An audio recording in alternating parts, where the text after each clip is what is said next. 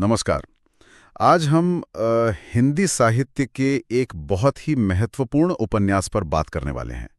मुंशी प्रेमचंद का निर्मला। जी बिल्कुल, बहुत ही प्रभावशाली और दिल को छूने वाला उपन्यास है ये। हमारे पास इसका एक विस्तृत सारांश है, जिसमें कहानी का प्रवाह, पात्रों की भावनाएं और वो गहरे सामाजिक संदेश सब कुछ शामिल है। आज हमारा मकसद यही है कि इस उपन्यास के मर्म को समझें, मतलब इसकी कहानी, इसके पात्र और सबसे जरूरी वो तत्कालीन भारतीय समाज पर प्रेमचंद की जो तीखी टिप्पणी है। हाँ, जिसने इसे इतना प्रासंगिक बना दिया है आज भी। बिल्कुल, ये एक युवा लड़की की कहानी है ना, जिसके सपने, जिसका जीवन दहेज, बेमेल विवाह, शक, इन सब सामाजिक कुरीतियों की भेंट चढ़ जाता है। एक त्रासदी सही मायनों में। ठीक है, चलिए इसे खोलते हैं। हाँ, और देखिए, ये उपन्यास 1927 में आया।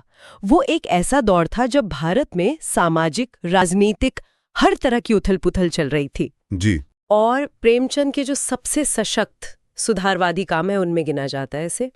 यहाँ दिलचस्प बात यह है कि प्रेमचंद सिर्फ कहानी नहीं कह रहे हैं, नहीं। वो किरदारों के मनोविज्ञान, उनकी आपसी कश्मकश, उसके जरिए 20वीं सदी की शुरुआत के भारतीय मध्य वर्ग का मतलब नैतिक खोखलापन दिखा रहे हैं।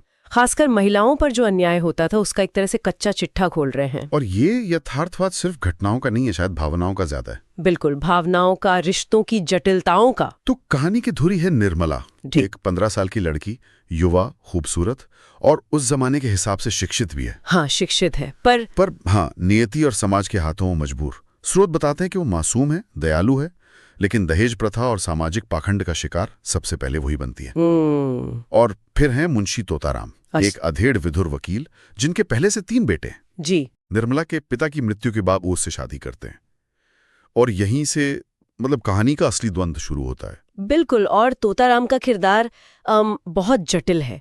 प्रेमचंद ने उसे सिर्फ एक विलन की तरह नहीं दिखाया। नहीं, सही कहा। वो दिखाते हैं कि कैसे वो अपनी पत्नी से स्नेह तो चाहता है, लेकिन अपनी उम्र, निर्मला की जवानी, उसकी खूबसूरती, इन सब को लेकर उसमें एक गहरी सुरक्षा है। हाँ, वो इनसिक्योरिटी। हाँ, और समाज क्या कहेगा, लोग क्या फुसफुसा रहे हैं, और उसका अपना शक, ये सब उसे अंदर से खोखला करता जाता है। प्रेमचंद यहाँ पुरुष मनोविज्ञान की परतें भी उगाड़ते हैं। उसका वो अधिकार भाव, शक और फिर बाद में वो पछतावा भी। बिल्कुल, अंत में वो पछतावा भी है। हाँ, और यही असुरक्षा ही तो त्रासदी की जड़ बनती है ना। कहानी शुरू होती है निर्मला के पिता मुंशी उदयराम की अचानक मृत्यु से। वो अपनी बेटी की शादी एक अच्छे लड़के भुवन मोहन से तय कर चुके थे, लेकिन दहेज की वो भारी रकम जुटाने के बोझ तले ही उनकी जान चली जाती है। पहली चोट लगती है। हाँ, पहली चोट। दहेज ना दे पाने की वजह से निर्मला की सगाई टूट जाती है।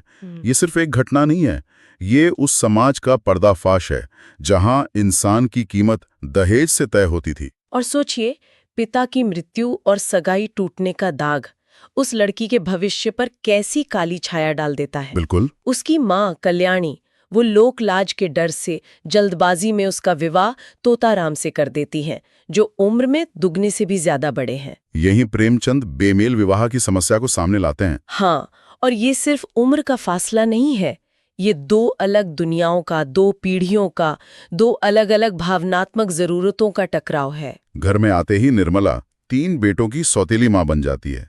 सबसे बड़ा बेटा मनसाराम, वो लगभग उसी की उम्र का है। जी। हमारे स्रोत बताते हैं कि निर्मला और मनसाराम के बीच एक बहुत ही पाक और स्नेह भरा रिश्ता बनता है, माँ बेटे जैसा भी, दोस्त जैसा भी। हाँ, एक अपनापन मिलता है दोनों को एक दूसरे में। मनसाराम को माँ की कमी पूरी होती दिखती है और निर्मला को शायद उस अजनबी घर में पहली बार कोई सहारा। लेकिन यही पवित्र रिश्ता तोताराम के शक का कारण बन जाता है। और यहीं प्रेमचंद दिखाते हैं कि शक का जहर कैसे फैलता है। तोताराम की अपनी असुरक्षा तो है ही, वो तो है ही, साथ में समाज, उसके दोस्त, रिश्तेदार, यहाँ तक कि घर का नौकर, सब कानाफूसी करके इस आग में घी डालते हैं। मतलब व्यक्तिगत असुरक्षा और सामाजिक पूर्वाग्रह दोनों मिलकर। बिल्कुल। और वो दोनों मिलकर मासूमियत को भी कलंकित करने की ताकत रखते हैं। तोताराम का शक बेबुनियाद है, लेकिन वो उसे सच मान लेता है। क्यों? क्योंकि उसका मन वही देखना चाहता है। हाँ। उसका असुरक्षित मन उसे वही दिखने देता है जो वो देखना चाहता है। प्रेमचंद इसे सिर्फ संवादों से नहीं दिखाते, बल्कि तोताराम के अकेले के विचार, उसकी छोटी छोटी हरकतें, उनसे पाठक उसकी बेचैनी महसूस करता है। और शक का नतीजा बहुत भयानक होता है। तोताराम मनसाराम को घर से दूर भेज देता है, बोर्डिंग स्कूल। एक तरह की सजा। हाँ, उस गुनाह की सजा जो उसने किया ही नहीं। मनसाराम चुपचाप चला जाता है, पर उसका दिल टूट जाता है। वो अकेलापन, वो अपमान, दुख वो बर्दाश्त नहीं कर पाता। और फिर स्रोत बताते हैं कि वो बीमार पड़ जाता है, उसकी हालत बिगड़ती जाती है। मनसाराम की बीमारी और फिर उसकी मौत, ये उपन्यास का एक बहुत ही मार्मिक, बहुत अहम मोड़ है। जी। ये सिर्फ एक बेटे की मौत नहीं है, ये तोताराम के शक और सामाजिक दबाव का सीधा क्रूर नतीजा है। प्रेमचंद यहाँ दिखाते हैं कि कैसे एक व्यक्ति का बेबुनियाद शक, उसकी झूठी शान पूरे परिवार को तबाह कर सकती है। और जब तक तोताराम को अपनी गलती का एहसास होता है, तब तक बहुत देर हो चुकी होती है। उसका अपराध बोध वो उसे जिंदगी भर सालता रहता है। अगर हम इससे बड़ी तस्वीर से जोड़ें तो ये घटना दिखाती है कि पितृसत्तात्मक समाज में शक का हथियार कैसे रिश्तों को खत्म कर देता है, खासकर जब वो महिलाओं और युवाओं के खिलाफ इस्तेमाल हो। बिल्कुल। मनसाराम की मौत के बाद तो घर का माहौल जाहिर है पूरी तरह बदल जाता होगा। हाँ, दुख, अपराध बोध, एक अजीब सी खामोशी वो घर में पसर जाती है। निर्मला जो पहले ही अकेली थी, अब और टूट जाती है। वो चुपचाप घर के काम करती है, लेकिन अंदर ही अंदर घुटती रहती है।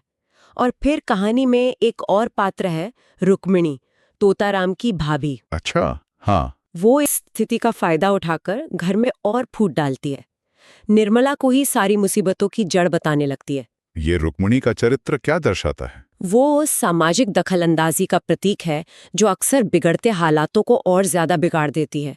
वो पारंपरिक सोच, ईर्ष्या, उसका मिला जुला रूप है, जो निर्मला जैसी बाहरी औरत को स्वीकार नहीं कर पाती। मतलब त्रासदी अकेली नहीं आती। हाँ, एक दुखद घटना दूसरे नकारात्मक भावों को, दूसरी घटनाओं को जन्म देती है। पूरा माहौल ही जहरीला हो जाता है। कहानी का अंत निर्मला के खुद के पतन और मृत्यु के साथ होता है। जी। मनसाराम की मौत के बाद घर के उस बिगड़ते माहौल में निर्मला की जीने की इच्छा ही जैसे खत्म हो जाती है। हाँ, वो टूट जाती है पूरी तरह। स्रोत बताते हैं कि वो बीमार पड़ती है, शायद टीबी या फिर गहरा अवसाद। हाँ, दोनों की संभावना है। तोताराम अब उसकी देखभाल करने की कोशिश करता है, उसे अपनी गलती का एहसास होता है, लेकिन तब तक निर्मला भावनात्मक और शारीरिक रूप से इतनी ज्यादा टूट चुकी होती है कि वापसी का कोई रास्ता नहीं बचता। ये प्रेमचंद का एक मास्टर स्ट्रोक है। जैसा आपने कहा। हाँ। वो दिखाते हैं कि शारीरिक देखभाल या देर से जागा हुआ पछतावा उस भावनात्मक चोट की भरपाई नहीं कर सकता जो लगातार अन्याय, उपेक्षा और शक से मिली है। निर्मला की वो खामोश मौत उस पूरे सामाजिक सिस्टम पर एक तमाचा है, जो औरतों को इंसान नहीं, बस एक वस्तु या इज्जत का प्रतीक समझता है। उसकी आत्मा तो शायद पहले ही मर चुकी थी, शरीर ने बस बाद में साथ छोड़ा। बिल्कुल। तो निर्मला की ये कहानी सिर्फ एक व्यक्ति की त्रासदी नहीं है।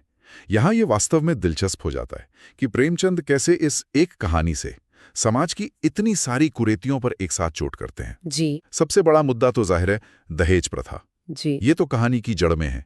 इसी के कारण निर्मला का जीवन दुख की पटरी पर चढ़ता है। हाँ, और दहेज से ही जुड़ा है पितृसत्ता और लैंगिक अन्याय का मुद्दा। बिल्कुल। निर्मला हो या उसकी माँ, शादी जैसे बड़े फैसलों में उनकी कोई भूमिका नहीं। सब कुछ पुरुष तय करते हैं।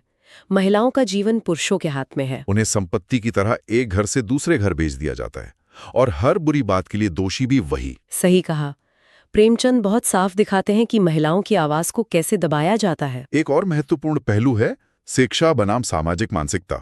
निर्मला पढ़ी लिखी है, संवेदनशील है, लेकिन उसकी ये शिक्षा उसे कोई ताकत या आजादी नहीं देती, बल्कि शायद उसकी संवेदनशीलता उसके दुख को और गहरा बना देती है, क्योंकि वो अपनी हालत को ज्यादा बारीकी से समझ पाती है। ये एक बहुत जरूरी बात आपने कही। प्रेमचंद यही दर्शाते हैं कि शिक्षा अपने आप में तब तक शक्तिहीन है जब तक सामाजिक ढांचा उसे स्वीकार करने, उसे सम्मान देने के लिए तैयार ना हो। सिर्फ डिग्री या किताबी ज्ञान सामाजिक बेड़ियों को नहीं काट सकता अगर सोच नहीं बदलती।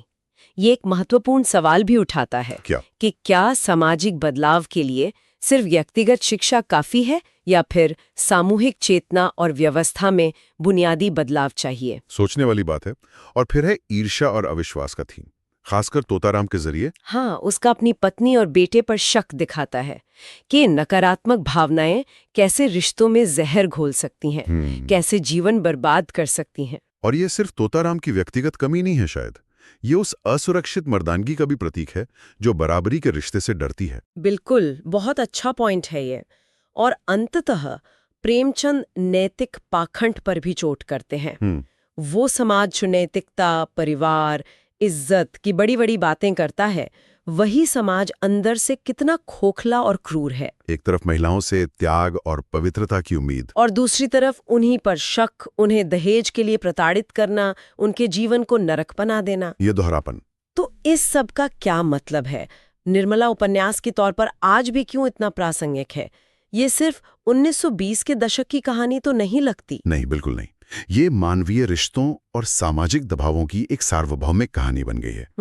निर्मला एक व्यक्ति से ज्यादा एक प्रतीक बन गई हैं, उन अनगिनत आवाजों का जिन्हें परंपरा, सामाजिक दबाव, पुरुषों की असुरक्षा, इन सब ने कुचल दिया। उसकी कहानी हमें याद दिलाती है कि सामाजिक कुरीतियां सिर्फ किताबी बातें नहीं होती, उनका असली इंसानी जिंदगियों पर कितना विनाशकारी असर होता है। हाँ, प्रेमचंद का मकसद हमें झकझोरना था, हमें सोचने पर मजबूर करना था कि हम कैसे समाज में जी रहे हैं। ये उपन्यास हमें उस चुप्पी पर सवाल उठाने के लिए भी उकसाता है जो अक्सर अन्याय को सह लेती है। निर्मला की खामोशी, उसकी सहनशीलता अंत में उसकी हार बन जाती है। हाँ, और अंतिम विचार के तौर पर ये सोचने वाली बात है कि प्रेमचंद ने जिन मुद्दों को लगभग एक सदी पहले उठाया था, जैसे दहेज प्रथा, भले ही आज उसका रूप बदल गया हो, लैंगिक असमानता, शादी को लेकर सामाजिक दबाव, रिश्तों में शक का जहर, नैतिक पाखंड, क्या ये सब आज पूरी तरह खत्म हो गए हैं? शायद नहीं।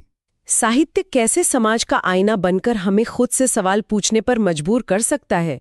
शायद हमें ये सोचना चाहिए, क्या आज भी हमारे आसपास अलग शक्लों में, नए संदर्भों में निर्मला जैसी कहानियां मौजूद हैं जिन्हें हम देखकर भी अनदेखा कर रहे हैं? हाँ, और अगर हाँ, तो एक समाज के तौर पर हम क्या कर रहे हैं?